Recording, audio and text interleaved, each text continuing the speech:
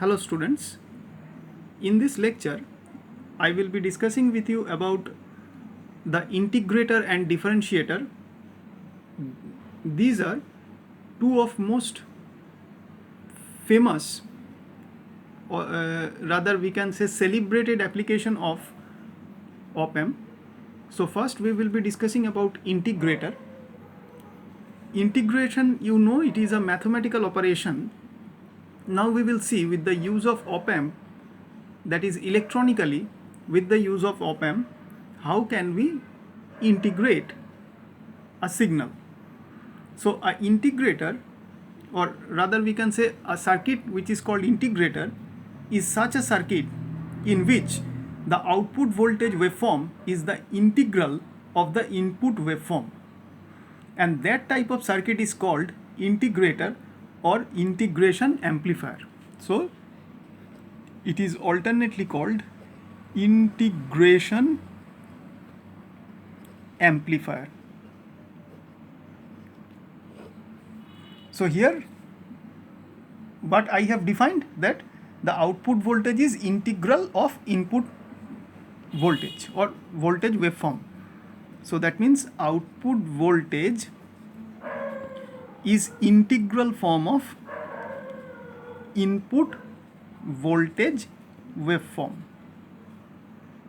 So this is called integrator. Such a circuit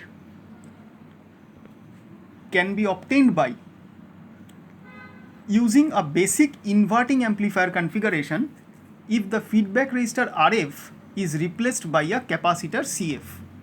So in a normal basic, we will be considering a normal basic inverting amplifier configuration using op-amp, and from there we will be replacing the feedback resistor RF with a feedback capacitor CF. Now let us see how the circuit looks like. So this is the op-amp which is to be working in inverting configuration.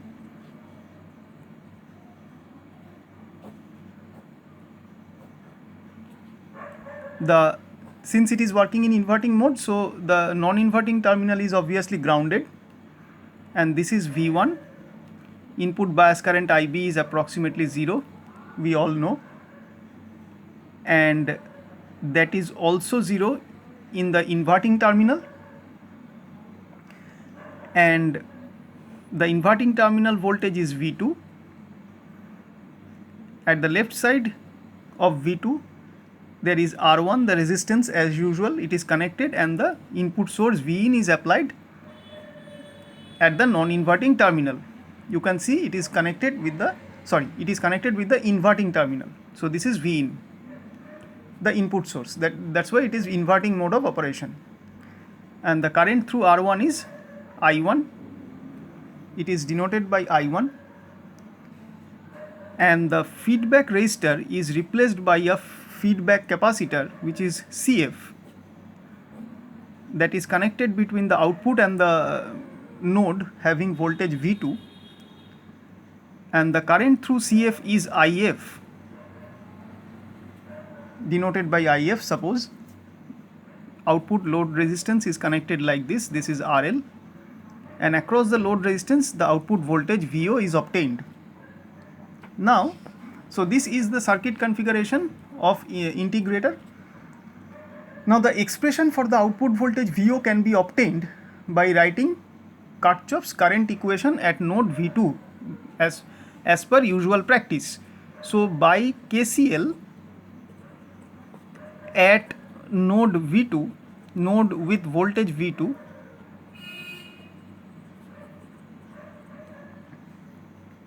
we may write I1, that is equal to IB plus IF, where IB is the input bias current, this I1 is the incoming current, one outgoing is this is incoming current, and this is outgoing, this is outgoing. IB is input bias current into the op-amp, which is very negligible, and IF is the feedback current through the feedback circuit. Now since I have already told IB is negligibly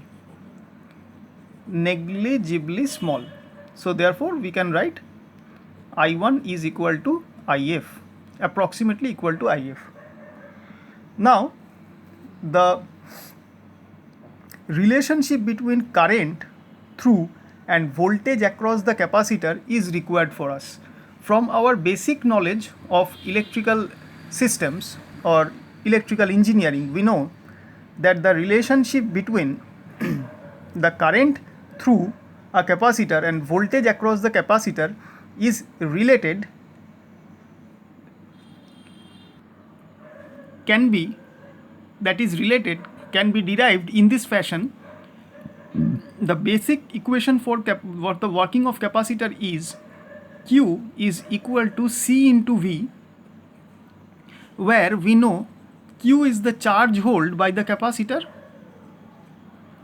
charge held by capacitor, C is the capacitance of that particular capacitor,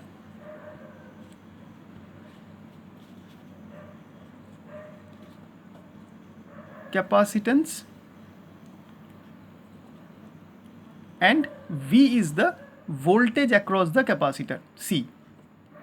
V is voltage across C.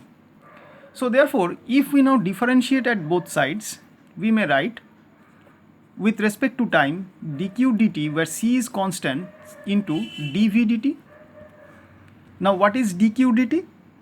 dq dt is nothing but I, and let this I is denoted by IC, which is current through the capacitor, because of the voltage or because of the voltage across it is V, and current charge that is being held in the capacitor is denoted as, right now, QC, suppose. So this is QC and this is CVC. VC is the voltage across the capacitor. Let it be denoted like that, so that will be easier to understand. So QC is the charge held by the capacitor, VC is the voltage across the capacitor because of the charge that is held, and because of all these things, the current that is flowing through the capacitor is IC. So therefore, IC is current through capacitor. So therefore, dqc dt is C dvc dt, and dqc dt means it is IC. So IC is not given by C dvc dt. Okay, so this is one primary equation. Now let us move on to see the next part. Next part is, if we now apply the use the KCL equation here, we have found that I1 is approximately equal to IF. Now let us find what is I1 actually. Here you can see that I1 is V in minus V2 divided by R1, V in minus V2 divided by R1. So therefore, V in minus V2 divided by R1 is approximately equal to, what is IF? IF is nothing but the current through the capacitor, which is C dvc dt. So we can write here, C is here named as capacitor, CF, and dvc dt. So d dt, what is Vc? That is the voltage across the capacitor. Voltage across the capacitor is the voltage difference between V2 and VO. So Vc is nothing but V2 minus VO. So instead of Vc, we should be writing dV2 minus VO dt. Okay. However,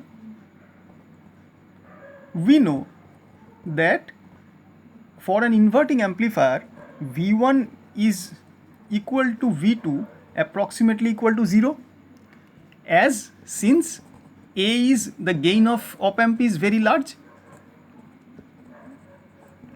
and obviously for virtual ground concept, V1 equal to V2, which is equal to 0, both being at virtual ground, both the node voltages V1 and V2.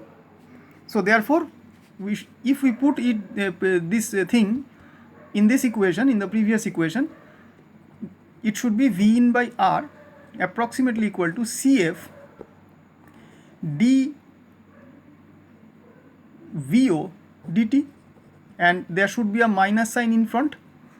So minus CF dVO dt, V in by, obviously this is actually V in by R1, sorry, V in by R1 is equal to CF d dt of minus VO, and that should be minus put at in front of the expression.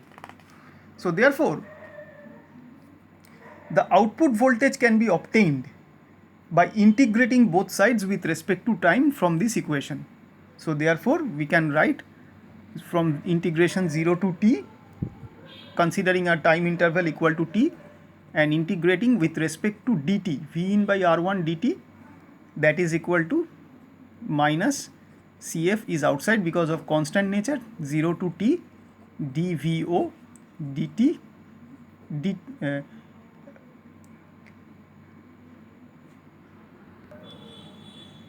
ddt of VO dt. So from here, therefore this can be written as that dt is cancelling out, so differentiation as well as integration here. So if dt is not there, so from here we can find VO, so therefore VO can be written as minus 1 by CF. If we take CF to the left side and let us find VO from here, minus 1 by CF minus sign to the left side, integration 0 to t V in by R1 dt. Now here R1 is a constant, so therefore VO is equal to minus R1 CF, integration 0 to t V in dt. Put this expression inside a box. So how this can be explained now? Here with this expression, since it is integrable and it is, there should be a constant of integration, this is called constant of integration, that should be added in the expression, with the expression constant of integration, and this constant of integration is proportional to the value of output voltage VO at time t equal to 0 second. That means this C is basically the initial condition for output for VO. So this is the initial condition. So therefore if we consider that initially there is no charge inside in the capacitor, no current through the capacitor, that means for that case at t equal to 0, VO should be equal to 0 and C should be equal to 0. C should not be there. There will not be any initial condition. So if we now explain this particular expression, we can say that the output voltage is negative integral of input voltage. That means output is proportional to negative of the integral of the input voltage. Therefore the circuit is acting as a integration amplifier or integrator. Okay. So the output voltage is directly proportional to the negative integral of the input voltage here, and also we can see that there is a term R1 CF, and this output voltage is inversely proportional to this value R1 CF. This R1 CF is called time constant. So this R1 CF is called time constant for the circuit comprised of R1 and CF. So output voltage is inversely proportional to the time constant of this circuit. Now say for example, if the input is a sine wave, if V in is a sine wave here, and if it looks like this, it is a normal sine wave. This is to be applied at the input of the integrator.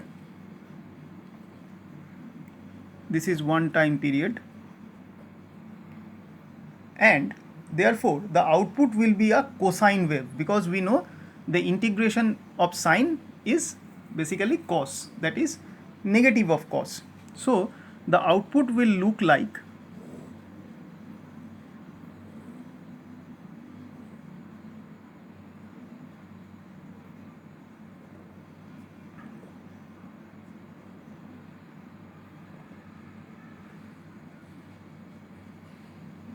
So this is t, this is VO, and here it is along the time axis. So the output voltage is inverted because it is cosine, and inverted cosine because of inverting mode of operation, and integration of sine is cos. That means it is negative of cos. That negative value and this negative value, the originality of inverting amplifier will make the overall output as positive. So it should be it should be in the inverted form of the original. So the output will be look like this for a sine wave. So therefore, if input is a sine wave, the output will be a cosine wave.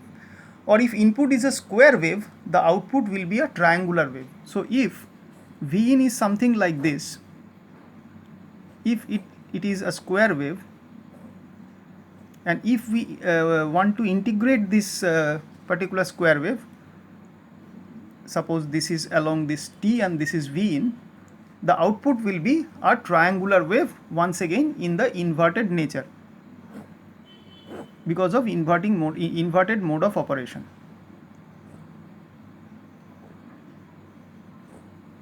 It should be something like this. So this is the output voltage. So if this is sine, then the output is cosine, and if this is square, the input, the output is triangular.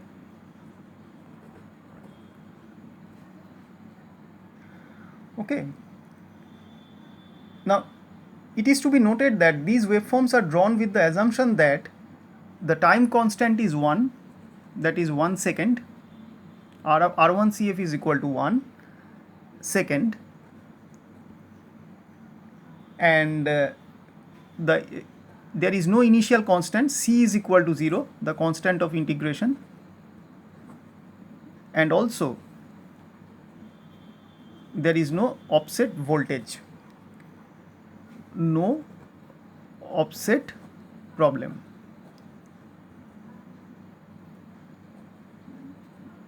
Or voltage. So if we consider all these things, then a sine wave can be a cosine wave when passed through an integrator, or a square wave can be a triangular wave. Now when Vin is 0, Vin is equal to 0 in this integrator, then the particular diagram which we have drawn to explain the operation of integrator, if Vin is 0, that means this integrator will work as an open loop amplifier. In that case, it will work like an open loop amplifier.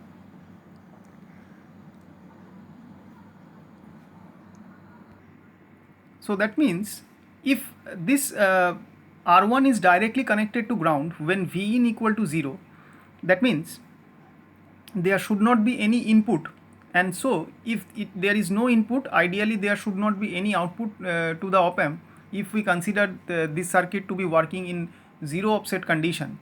So therefore the op amp will be in the absence of Vin, the op amp will be acting like an open loop amplifier. If we consider the gain A is given by VO by Vin, now if this Vin is 0, that means for a finite output the gain should be infinity.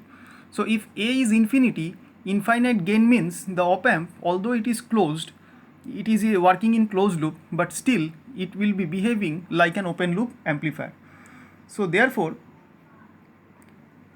this thing can be explained as the capacitor CF, which is connected between V2 and VO, this one in the feedback path, acts as an open circuit, because in this expression this Vin equal to 0 means integration over 0 dt will produce anything at the output also 0.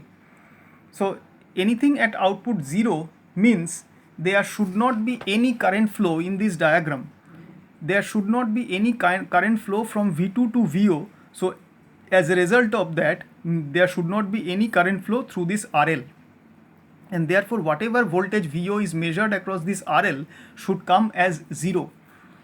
And if this is 0, if the output is 0 because of input is 0, as because we have assumed no offset condition, so therefore for 0 input ideally it should be 0 output, and 0 output means there is no current to be flown through this feedback path into load RL, and therefore IF should be 0, and if IF is 0, that means CF is acting as an open circuit. That means the CF will pose such a reactance to this circuit so that IF is becoming 0. So the reactance of the circuit, reactance of CF is infinite here, and that is provided as offered to the input offset voltage. So if there is some input offset voltage is there, this CF will be providing or posing as an open circuit to that particular input offset voltage. So in other words, we can say if there is any input offset voltage in the absence of Vin, then and also a part of the input charging capacitor CF, that means which is IF actually, is still there with some finite value, that will produce some error voltage at the output of the integrator. So I repeat what I mean, that if there is some input offset voltage present, although it is Vin equal to 0, and there is some IF is also present, which should be ideally 0, but if still it is having some leakage value, a small value that will be charging this CF, that means this input offset voltage and IF will be producing some sort of error voltage across the output of load RL. Therefore, in the practical integrator, to reduce this error voltage at the output, a resistor is further connected between across the feedback resistor CF, and therefore this resistor which is connected across CF, to reduce the problem of this offset and error voltage, that will limit the low frequency gain and will minimize the variation in the output voltage, thereby it will reduce the offset problem or the error voltage problem at the output when the input voltage is 0. That means when Vin is, no Vin is applied, Vin is actually 0. So the circuit of the practical integrator will be look like this.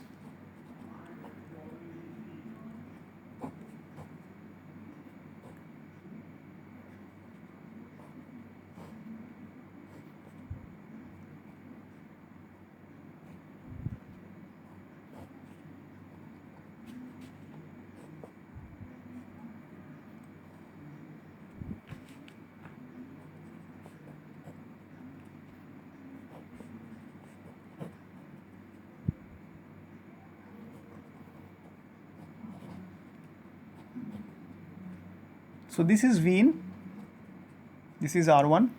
So this is the output of practical integrator.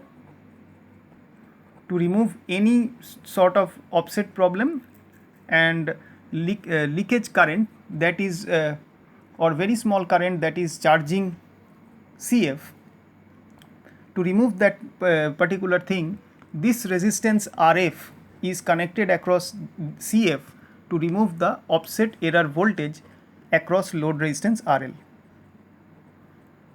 So in this VO, if there is some error voltage, this RF will reduce that error, and that error voltage will come because of in absence of Vin equal Vin, that means when Vin equal to 0, if some input offset voltage is there, and also any IF is also present with finite, very small finite value which is charging CF, that should be minimized. The effect of these two should be minimized by this RF. So error in output voltage may be there for two reasons.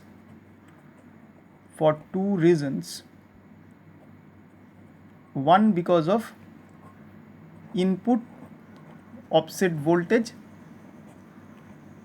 and the second one is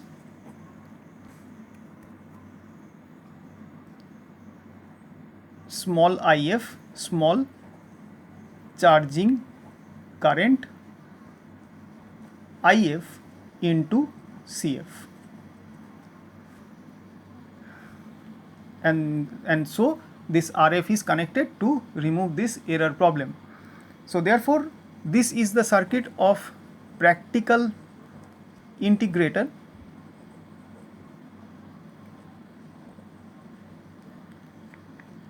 and this resistance is called ROM. This is equal to R1 used over here. This is offset minimizing resistance, as we have seen in case of inverting amplifier previously. One offset minimizing resistance is connected because the offset problem is coming, and therefore we are using an extra resistance RF parallel to the CF. So since there is a chance of offset coming in this circuit, or offset being appearing in this circuit, so therefore we are using one extra resistor to the non-inverting terminal, which is called offset minimizing resistor ROM, equal to this resistance value R1. So this is the practical integrator circuit.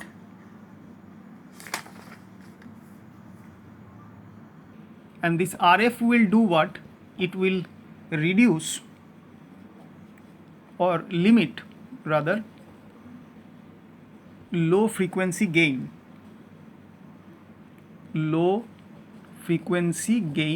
of amplifier, because this amplifier, since capacitor is there in its operation, that means it is frequency sensitive. So during the low frequency operation, it will limit its gain, the use of this additional RF parallel to the CF. Now in this figure, the frequency at which the gain is 0 dB, so frequency at which gain of the amplifier is 0 dB can be given by the formula F 0 dB is equal to 1 by 2 pi R1 CF. So this is the formula, because R1 and CF is responsible for the frequency of operation, and therefore this is the frequency given by this expression where the gain is 0 dB.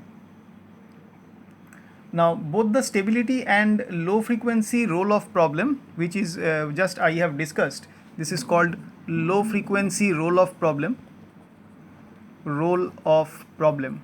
that is the variation of output, that is called roll-off problem at low frequencies, and therefore the stability of the amplifier is in question. That can be corrected by the addition of this resistor RF parallel to CF. So this is all about the integrator, and the integrator is most commonly used in analog computers and analog to digital converter circuit and signal wave shaping circuits. So the applications are at analog computers, where these integrations can be performed, ADCs, that means for analog to digital converters,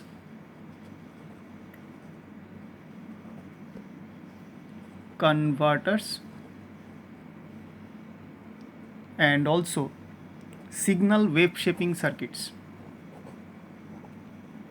because we can understand that if it is sine, then it should be cosine at the output. If it is square, it is triangular at the output. So one type of signal can be reshaped by the use of this integrator. So that's why it can be used for signal reshaping purpose. So now this is all about integrator.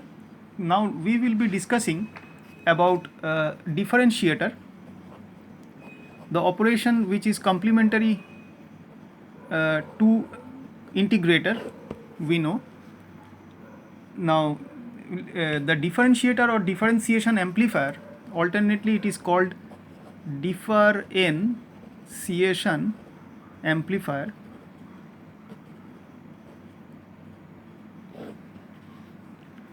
This is the circuit should be look like this.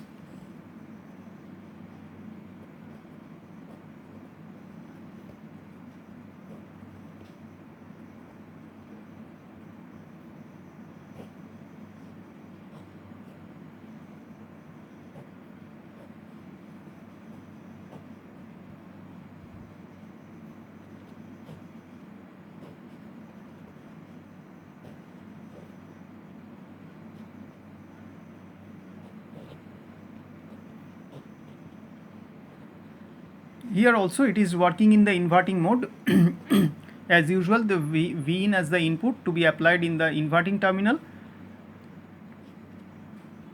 a capacitor connected in the inverting terminal, which is C1. IC is the current through the capacitor. IB2 is approximately 0. IB1 is also approximately 0.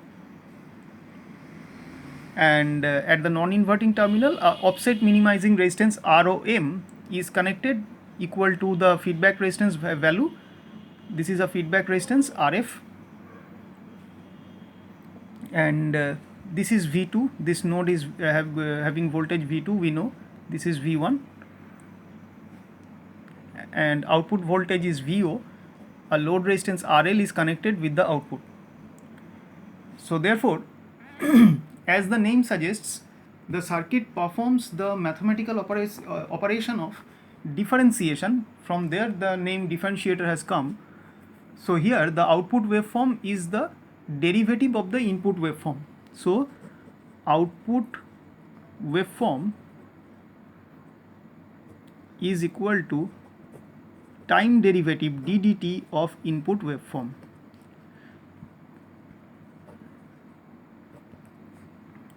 Now it is just the complementary operation of integrator. The differentiator may be constructed from a basic inverting amplifier, as it is being seen in this diagram, if an input resistor R1 is replaced by a capacitor C1.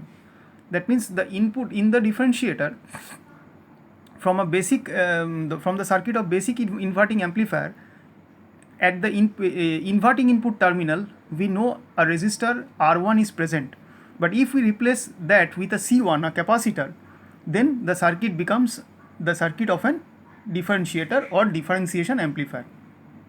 So this is just the change in from the basic inverting amplifier only, that is the change is here at the position of R1 and C1.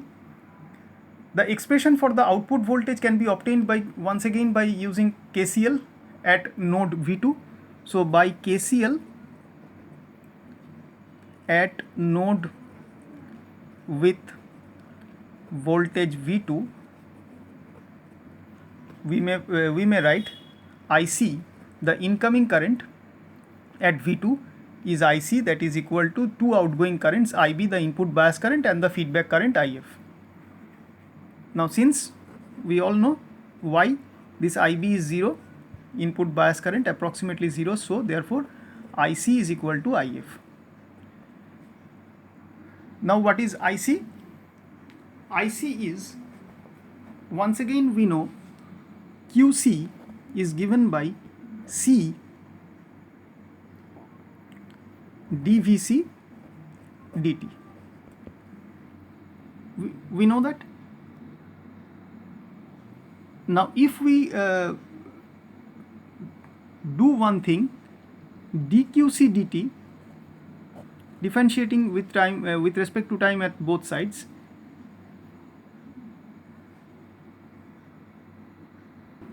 sorry, this can be written as dQc dt.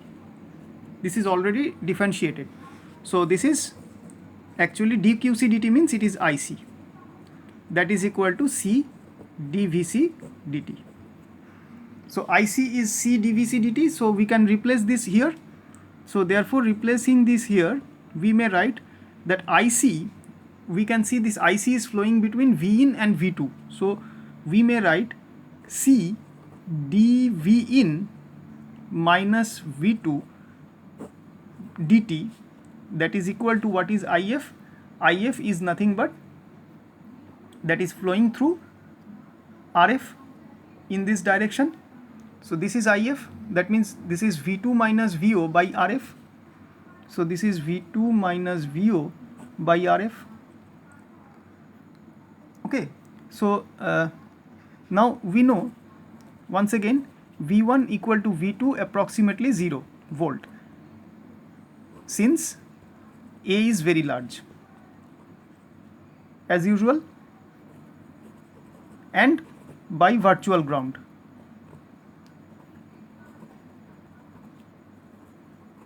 So therefore if we put this condition in this expression, we can write C dV in dt is equal to minus VO by RF. So from here we can find VO, which is minus RFC dV in dt. So therefore VO is minus RF.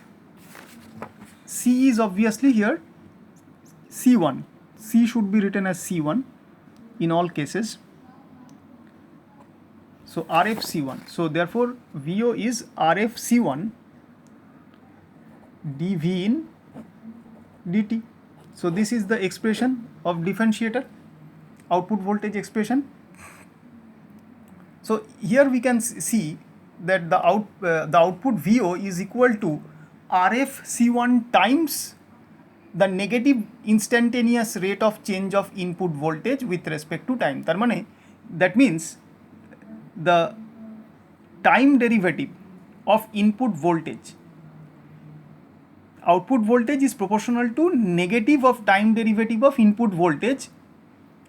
How much times? RF C1. So output voltage is RF C1 times negative of time derivative of input voltage.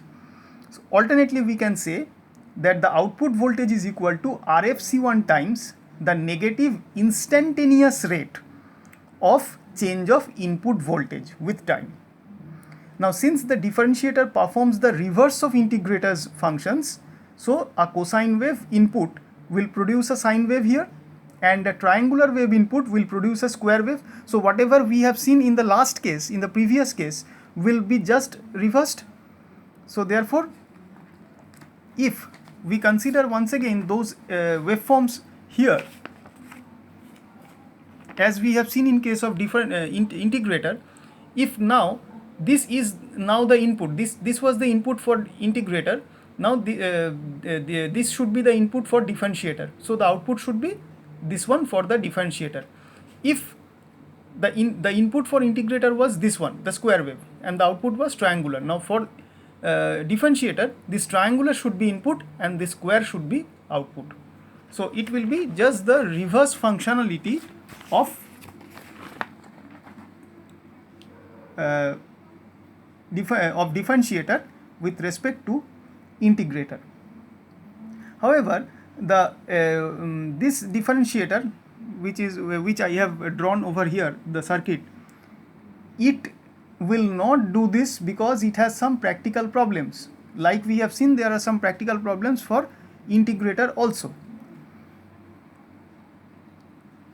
The gain of the circuit, which is RF by XC1, we have seen that from the expression it is RF C1 times, means the gain should be RF by XC1. If we consider the reactance of C1 is with XC1, so the gain is RF by XC1. This is the gain of this differentiator, where XC1 is the reactance of C1, capacitor C1. So this is the gain. This gain will vary, rather it will increase with the increase of frequency. This will vary in such a way that it will increase with frequency. So that means the gain of differentiator is frequency dependent. So this is a practicality of for working with this circuit. So this should be kept in mind while working with a differentiator, that its gain will be depending on the variation of frequency, and it will vary accordingly. And as a result of this variation, this will make the circuit unstable. Also, the input impedance XC1 decreases with increase in frequency. We have seen in case of a capacitor, with increase in frequency its reactance decreases, which will make this circuit very susceptible to high frequency noise, because at high frequency, if noise comes, noise appears to be there at the input of the differentiator. The differentiator will understand it as a signal, like a proper signal, because of at high frequency the reactance of the capacitor will be less, So therefore the noise will be immediately captured by the gain of the op amp, and therefore the output will be in error. So therefore the operation of this differentiator is susceptible to high frequency noise. So this is susceptible circuit, susceptible to high frequency noise.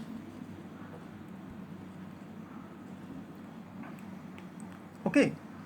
Now when amplified, this noise can completely override the differentiated output signal. So that will be a big problem if the noise looms large over and above the actual output signal. So the actual output signal will be very difficult to be separated out of the noise.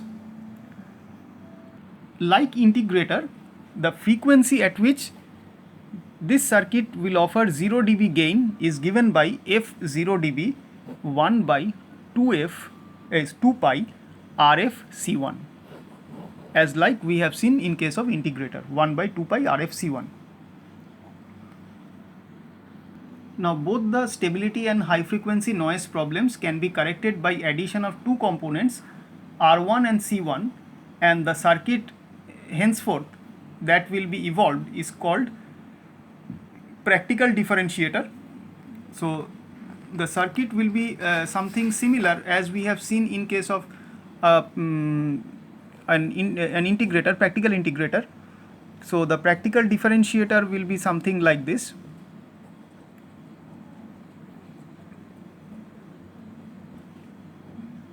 To combat the instability and the noise problems.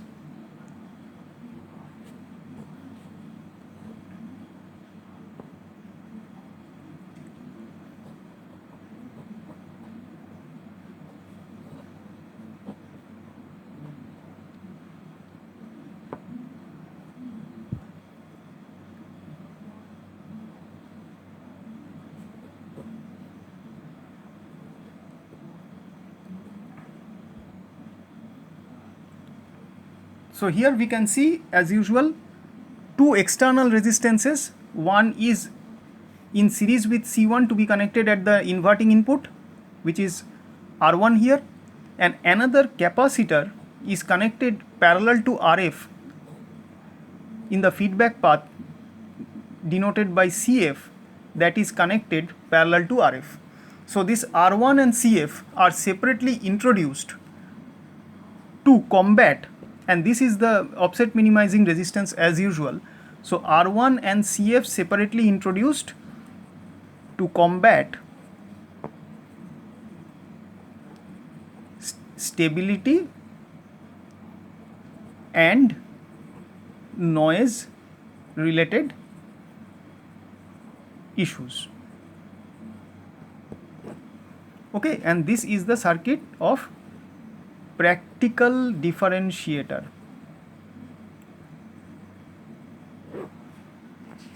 Right? Now here the condition is if RF C1 is greater than R1 C1 or RF CF. This is the condition considering all the capacitors and resistors to work with practical differentiator. Now these two values R1 C1 and RF CF will help to reduce significantly the effect of high frequency input amplifier noise and offsets. So these will be removing from the effects of high frequency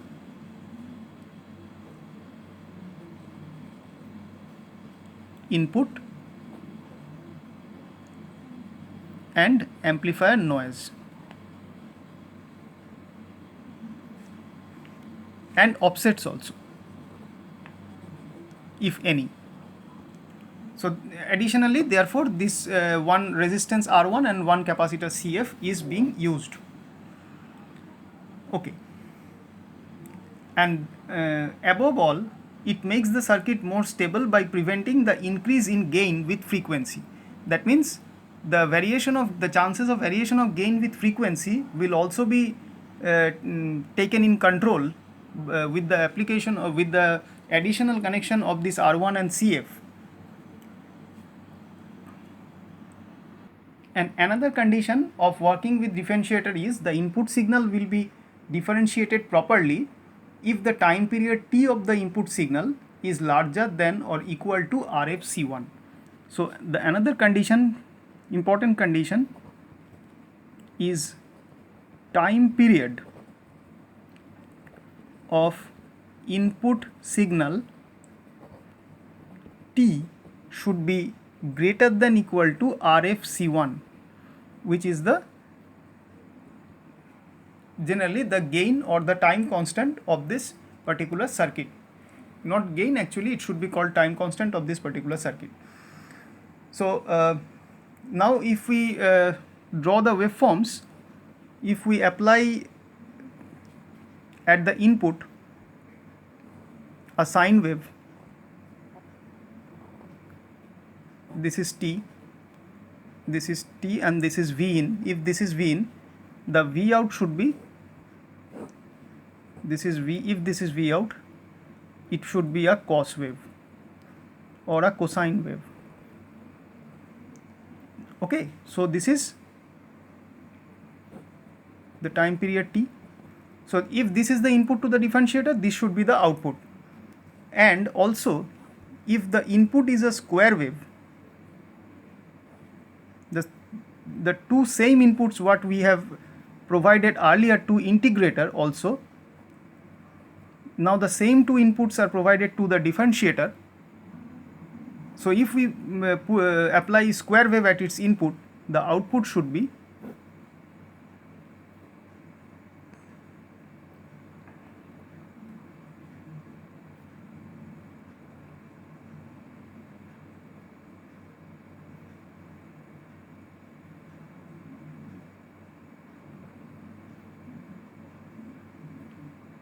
something like this.